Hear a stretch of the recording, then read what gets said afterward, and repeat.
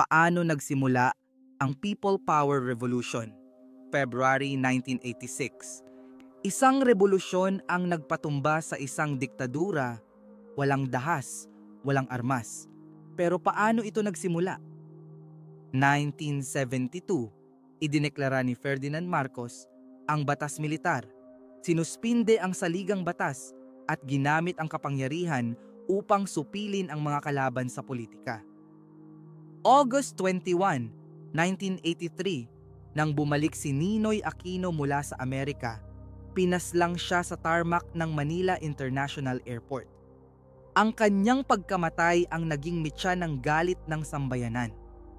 Sunod-sunod ang kilos protesta, lalo na matapos ang pandaraya sa snap elections noong February 7, 1986, kung saan tumakbo si Cory Aquino laban kay Marcos. Matapos ideklarang panalo si Marcos, libu-libong Pilipino ang lumabas sa kalsada para iprotesta ito. February 22, humiwalay sina Juan Ponce Enrile at Fidel V. Ramos kay Marcos at nagbarricade sa Camp Crame at Camp Aguinaldo.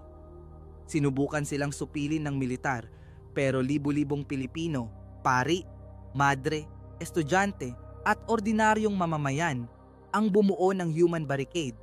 Sa kabila ng mga tangke at sundalo, nanindigan ang mga Pilipino, nagdasal, kumanta at humiling ng pagbabago. At February 25, bumagsak ang diktadura, napatalsik si Marcos at isinilang ang People Power Revolution, isang patunay na sa pagkakaisa, kayang talunin ng bayan ang kahit anong rehimeng mapang-abuso.